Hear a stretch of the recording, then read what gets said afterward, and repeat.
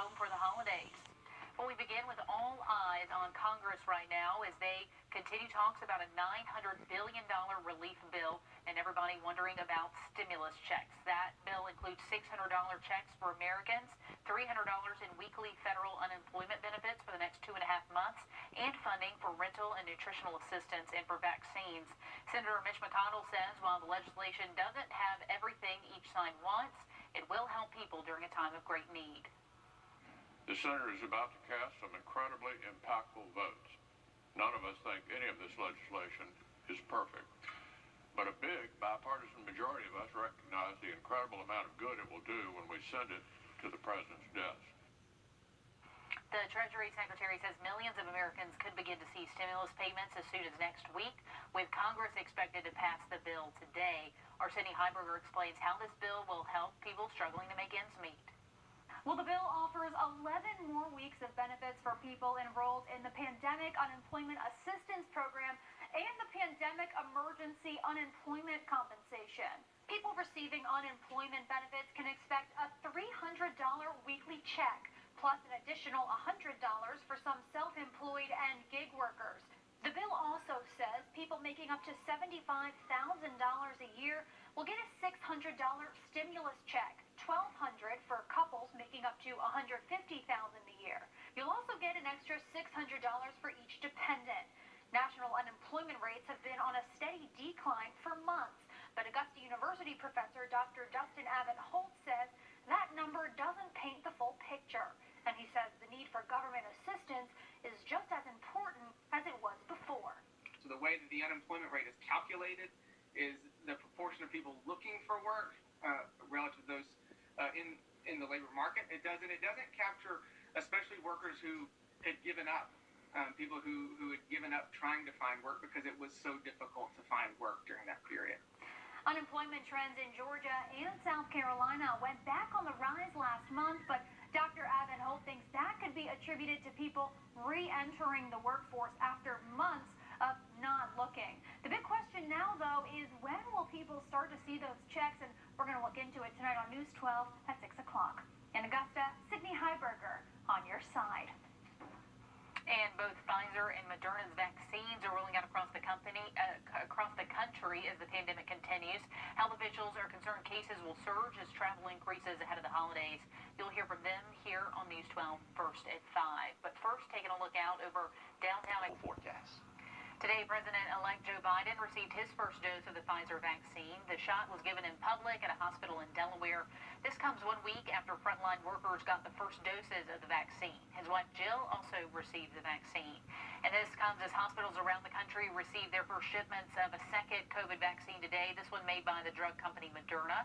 But as Elise Preston explains, the fight against COVID-19 is far from over, with the U.S. reporting another 2,600 Americans died of the virus Sunday. Moderna's vaccine for COVID-19 arrived this afternoon at Hartford Hospital in Connecticut, and vaccinations began almost immediately on frontline healthcare workers. Nearly 6 million doses of the newly approved vaccine are on their way to 3,400 destinations across the country. Federal officials say between Moderna and Pfizer, tens of millions of doses should be available in a few weeks. We think that by the end of January, we would have had the capacity for 50 million individuals to have been vaccinated with the first dose. So far, more than 500,000 Americans, mostly hospital workers and some nursing home patients, have received the first of 2 Pfizer doses. Now, the CDC is looking at what groups of Americans will be next in line. A CDC advisory panel voted in favor of people 75 and older and essential workers, including teachers, first responders, and grocery store workers. The CDC is also advising Americans to stay home this holiday season, but the TSA says more than 3 million people have traveled in recent days. United 591 emergency. Passengers on a flight from Orlando to LA may have been exposed to COVID-19 after a passenger fell ill. New video obtained by TMZ shows passengers performed CPR in the aisle. The man later died at the hospital. United says all customers on that flight acknowledged they had not been diagnosed with COVID-19 in the last 14 days and did not have any symptoms. But a Good Samaritan says the man's wife told him otherwise. She told me he was short of breath and she just wanted to get him home. United says it's working with the CDC to determine if anyone was exposed to coronavirus. Elise Preston, CBS News, New York. A new strain of COVID found in both South Africa and the UK. The World Health Organization says it is more infectious, but there's no evidence that it is more deadly. Health experts say containing it is important so it does not spread. And because of that new strain, countries around the world are closing their borders to travelers from the UK. Just this morning, an airport near Berlin had long lines of people formed at ticket counters just hours after Germany imposed travel restrictions for flights arriving from Britain. Officials have not said how long the flight ban will last, but as you can imagine, not everyone's too happy. I think it's a little bit annoying. I think I'll be able to come back, but I'll be traveling in a month or two, so it's not acute. I mean, I'm German, and here everybody is even more precautious. We just don't know what's going to happen. Of course, in a way, I think we are exaggerating, but I don't want to say something else because we don't know what happens. So better to be precautious for sure. France, Italy, the Netherlands, Canada, and India are among other countries who announced restrictions on UK travel. First at 5, Attorney General William Barr says he has no reason to appoint a special counsel. This is in regard to President Trump's claims of crime in the U.S. The family of the teen accused of killing 2 people during protests in Kenosha is raising money for his legal defense. They're doing this by selling merchandise for Kyle Rittenhouse branded with the slogan Free Kyle. Kimberly Motley, who represents one of the victims who survived the shooting, says the products are in bad taste. They're going to be celebrating Christmas without their loved ones. Meanwhile, Kyle Rittenhouse's mom is trying to profit off of these tragedies. And so it's just extremely disgusting. According to the website, more than $20,000 has already been raised. Rittenhouse faces life in prison if convicted of first-degree intentional homicide. He's expected to return to court in January.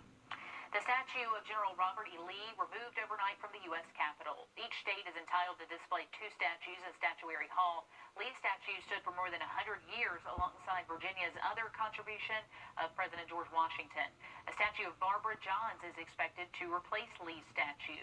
16-year-old Johns protested for poor conditions in the 1950s at her all-black high school in the town of Farmville. If approved, Johns would be the only teenager represented in the collection. If you're looking forward to putting 2020 in the rearview mirror, and who is not, this is a promising sign.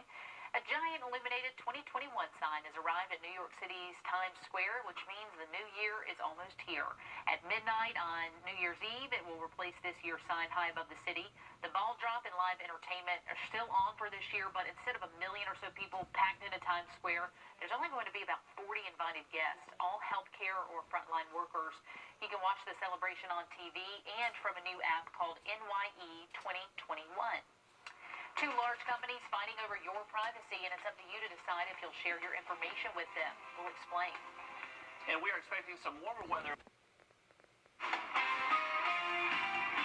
Just into the newsroom, we're getting a first look at Mario Bernardo Romero Gonzalez, the suspect in a deadly stabbing. Columbia County deputies arrested him around 2 o'clock today. He is charged with murder, accused of stabbing 31-year-old Christina Gavea to death at her home last night on Milledgeville Road in Augusta. Also new this evening, a person we just told you about who went missing has been found. 60-year-old Mike Jones was last seen Wednesday in Waynesboro and was also located there today. So he is safe, and we are glad that he has been located. 2 of the largest companies in the world are fighting over your information. Now users are caught in the middle, and it all has to do with your privacy. Jamie Tucker explains. This all has to do with what data these apps collect and then what they do with it. The latest iOS update, iOS 14, will show you details about your privacy and any of the apps that you download. You'll find it in the App Store by scrolling to the bottom of the description of the app and then look for App Privacy. And we're going to take a look at the policy for Instagram, for example. It collects your contact info, identifiers, other data, and then it tracks it across apps and websites of other companies. Now, Facebook gathers even more. Go to the Facebook app in the App Store and you'll see a longer list of data that's collected and shared. But who is getting all of that information? Now, Facebook earns about 98% of its revenue through advertising, and it's easier to sell ads on Facebook to a business if that business knows it is reaching a potential customer. For example, if you're on the internet one night looking at fishing poles, Facebook can sell ads to a retailer knowing that their ads are going to reach potential customers, someone interested in fishing poles, and they can charge a lot more for those advertisements. Apple's revenue comes mainly from selling devices and has made a big push toward protecting the privacy of people using those devices. But Facebook took out an ad claiming Apple's motive is profit, not privacy, forcing businesses to charge for subscriptions, which Apple will get a percentage of. Apple is not going to back down. Facebook says if a large number of its users opt out, it's going to hurt small businesses because they will not be able to reach their targeted customers. That's What the Tech. I'm Jamie Tucker. Now, Apple's new privacy window is only available when you update to iOS 14. It affects more than just Facebook apps, but any app in the App Store. Taking a look outside, the first night of the winter solstice, Riley, and there's something pretty cool up there. It is. We are hitting a bunch of milestones out there. Well, you know what these are, whether you use them, receive them, GIFs. We love them. Google is unveiling the top 5 of 2020 today. The company says more people than ever before created GIFs to express themselves. Everything from remembering a legend like Kobe Bryant to Tiger King, who can forget that, Mean Girls to birthdays in quarantine, and the most 2020 experience of all, panic buying toilet paper. That has to be the best one of 2020 right there. There they go, hoarding it all. Every winter, millions of Americans struggle with seasonal affective disorder, also known as SAD. But this year, in the midst of a global pandemic, mental health advocates worry seasonal depression could take a harsher toll. Naomi Ruckham explains the risks and how to deal with it. Gabrielle Starr was diagnosed with seasonal affective disorder in her late teens. When I didn't have to go to class in college, I was just like in my bed. I wasn't working out. Like I would eat at really weird hours. I wasn't sleeping well. Her symptoms of depression escalate as the season starts to change. The first month, literally, of daylight savings time being over, my body is totally out of whack.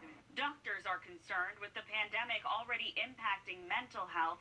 Seasonal affective disorder could mean an even darker winter than usual for many. Dr. Craig Sawchuk is a clinical psychologist at Mayo Clinic. It makes it easier to forge through difficult times when you have a reliable light at the end of the tunnel. Unfortunately, with the pandemic, that light keeps getting pushed further back. Add unemployment or a sick family member to the mix, and that could make even more people vulnerable to seasonal depression.